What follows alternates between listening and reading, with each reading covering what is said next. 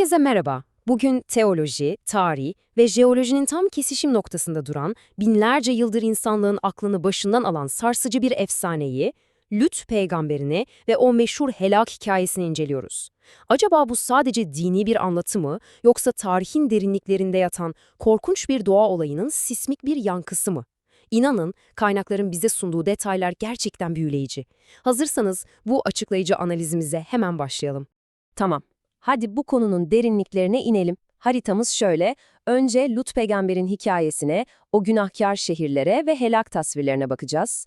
Sonra da metinlerdeki ilginç teolojik ayrılıklara ve tabii ki işin arkeolojik ve tarihi boyutuna odaklanacağız. Birinci bölümümüz Lut peygamber, yani İbrahim'in yeğeni ve o meşhur bereketli topraklar. Hikayemizin baş kahramanıyla başlayalım. Hem İslami hem de Yahudi Hristiyan kaynaklarında Lut peygamber, Hazreti İbrahim'in yeğeni olarak karşımıza çıkıyor. Milattan önce 2000'li yıllara, çok eskilere gidiyoruz. Başlangıçta amcasıyla birlikte göç ediyor, fakat sürüler büyüyüp zenginlik artınca yollar ayrılıyor ve Lut çadırlarını yavaş yavaş güneye kaydırıyor. Bakın, Tevrat metinleri buranın altına özellikle çizer. Lut'un yerleştiği bu vadi, felaketten önce adeta Tanrı'nın bahçesi ya da Mısır toprakları gibi inanılmaz verimli, sulak ve zengin bir yer. İşte o karanlık şöhretli Sodom ve Gomorra'ya yerleşme ve yaklaşan korkunç felaketin tohumları tam da bu bolluk ve bereketin ortasında atılıyor. İkinci bölüm. Sodom ve Gomorra'nın günahı. Peki ama bu toplumu bu kadar isyankar yapan şey tam olarak neydi? Kaynakların ortak aktarımına göre, Lut peygamberin yerleştiği bu halk, maddi olarak bolluk içinde yüzüyor ama ahlaki olarak tam bir çöküş yaşıyor. Tarihi ve dini metinler bu suçlar konusunda gerçekten çok net. Taberi gibi tarihçilere ve kutsal kitap metinlerine baktığımızda, antik dünyanın o en kutsal, en dokunulmaz kuralı olan misafirperverlik yasalarının vahşice çiğnendiğini görüyoruz. Şehre gelen yabancıların yollarını kesmek, mallarını gasp etmek, meclislerde açıkça çirkin işler yapmak ve o güne dek hiçbir toplumun norm haline getirmediği eşcinsel eylemlerde bulunmak. Yani bu insanlar için kelimenin tam anlamıyla hiçbir sınır, hiçbir ahlaki fren yoktu. Kur'an-ı Kerim, Araf suresinde Lut peygamberin halkına duyduğu o derin çaresizliği şu çarpıcı sözlerle aktarır. Sizden önceki toplumlardan hiçbirinin yapmadığı bir iğrençliğe neden girişiyorsunuz? Siz, şehvetiniz uğruna kadınları bırakıp erkeklere gidiyorsunuz. Düşünsenize, Lut'un buradaki rolü sadece bir elçi olmak değil. O, kendi toplumunu uçurumun kenarından çekip almaya çalışan, çaresiz, adeta çırpınan bir uyarıcı. Ama ne yazık ki bu feryatlar, o şımarık ve azgın toplumda alay konusu olmaktan öteye geçemeyecekti. Üçüncü bölümümüz Helak. Melekler, ateş ve ilahi adaletin o dehşet verici iki farklı tasviri. Şimdi burada gerçekten ilginç bir durum var.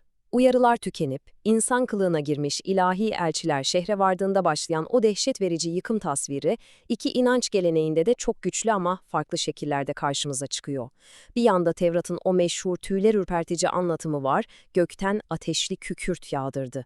Diğer yanda ise Kur'an ve İslami kaynaklarda kelimenin tam anlamıyla görsel bir şölen, inanılmaz sinematik bir sahneyle karşılaşıyoruz.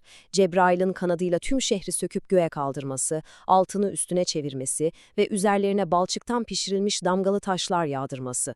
Anlatımlar farklı olsa da ikisinin de işaret ettiği şey mutlak ve korkunç bir yok ediliş. Hatta ünlü İslam tarihçisi Taberi'nin metinlerinde bu sinematik yıkım çok daha akıl almaz bir detaya kavuşuyor. Yıkımın boyutunu şöyle aktarıyor Taberi, Cebrail ortadaki köyü çevresiyle birlikte o kadar yukarıya kaldırdı ki gök ahalisi köpeklerin havlamasını ve horozların ötüşünü bile işitti. İnanabiliyor musunuz? Sahnede devasa bir kıyamet kopuyor. Bu detay, felaketin antik insanların zihinlerinde nasıl travmatik, ne kadar derin ve gerçeküstü bir iz bıraktığını bize çok ama çok net gösteriyor. Dördüncü bölüm. Kutsal metinlerdeki büyük ayrılıklar. Eşin ve kızların akıbetine dair o derin teolojik kırılmalar. Olayın yıkım kısmı büyük paralellik gösterse de, felaketten kurtulanların akıbetine geldiğimizde kaynaklar bir anda keskin bir şekilde birbirinden ayrılıyor. İlk büyük farklılık Lut'un karısıyla ilgili. Tevrat anlatısına göre ailenin kaçarken kesinlikle arkalarına bakmamaları emrediliyor. Ama Lut'un karısı dayanamayıp arkasına bakıyor ve o saniye bir tuz direğine dönüşüyor. Biliyorsunuz bu Batı kültüründe çok popüler bir motiftir.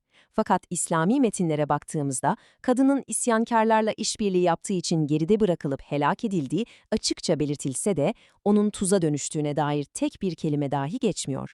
Asıl büyük kırılma noktası ise felaketten hemen sonra sığındıkları mağarada yaşanıyor. Tevrat anlatımında gerçekten şok edici bir bölüm var. Buna göre Lut'un kızları dünyada başka erkek kalmadığını düşünerek soylarını sürdürmek için babalarına şarap içiriyor ve onunla birlikte oluyorlar. Hatta Moab ve Ammon uluslarının atalarının bu soydan türediği anlatılır. Ama İslami geleneğe geçtiğimizde alimlerin bu metne getirdiği çok sert bir reddiye görüyoruz. Mesela akademisyen Şinasi Gündüz ve diğer alimler bu iddiayı şiddetle eleştirip akıl dışı buluyor. Neden mi? Çünkü İslam teolojisine göre peygamberler ismet sıfatına, yani günah işlememe özelliğine sahiptir. Dolayısıyla bir peygamberin böyle ağır bir ahlaki zaaf içinde gösterilmesi İslami açıdan kesinlikle kabul edilemez bir durum. Buna çok benzer bir teolojik tepki, günümüzde kullanılan bir kavram için de geçerli. Geçmişte eşcinselliği tanımlamak için Lutilik kelimesi yaygın olarak kullanılmış, fakat yine Şinasi Gündüz gibi İslami alimler buna kesinlikle karşı çıkıyor. Düşünsenize, Lut, Allah'ın elçisi olan bir peygamberin ismi. Tıpkı Nuh, İbrahim veya Muhammed gibi saygın bir isim. İsyan eden bir toplumun işlediği o çirkin günahı, o toplumu uyarmak için çırpınan kutsal bir elçinin ismiyle anmak. Dilbilimsel ve teolojik olarak ne kadar büyük bir haksızlık, değil mi? 5. Bölüm. Arkeoloji ve tarih ne diyor? Hadi biraz da efsanenin o bilimsel izlerine bakalım. Peki, teolojiyi bir kenara bırakırsak, tarih bilimi ve modern arkeoloji tüm bunlar hakkında bize ne fısıldıyor? Bilim insanları uzun yıllar boyunca kutsal kitaplardaki bu hikayeleri kanıtlamak için Orta Doğu'yu adeta karış karış kazdılar. 1950'lerde Ararat'ta Nuh'un gemisini bulduklarını sandılar, fos çıktı. 1970'lerde Ebla tabletlerinde Sodom ismini bulduk diye dünyayı ayağa kaldırdılar. Maalesef o da yanlış çeviri kurbanı oldu. Ortada henüz kesin bir arkeolojik kalıntı yok. Fakat bilim insanlarının üzerinde tamamen uzlaştığı devasa, sarsılmaz bir gerçek var. Milattan önce 1900'lü yıllarda tam da bu bölgede, yani Büyük Rift Vadisi'nde inanılmaz şiddetli bir deprem felaketi yaşandı. Ve bu durum bize o kadar harika bir şey gösteriyor ki, dini metinlerdeki o mitolojik, o akıl almaz tasvirler, bölgenin jeolojik gerçekliğiyle aslında kelimesi kelimesine örtüşüyor. Kur'an'da geçen sayha, yani o korkunç ses, doğrudan İSÖ 1900'lerdeki o devasa depremin uğultusu aslında.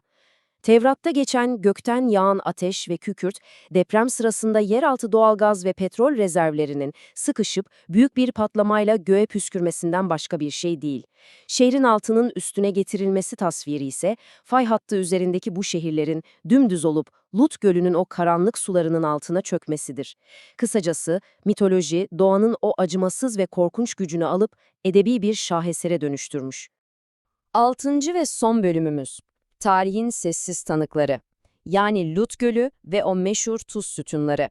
Bugün o bölgeyi ziyaret etme şansınız olursa, anlatılan bu efsanevi felaketin fiziksel altyapısını kendi gözlerinizle görebilirsiniz. Ölüdeniz, yani Lut Gölü çevresi, bugün hala dünyanın en aktif ve en devasa fay hatlarından birinin tam üzerindedir.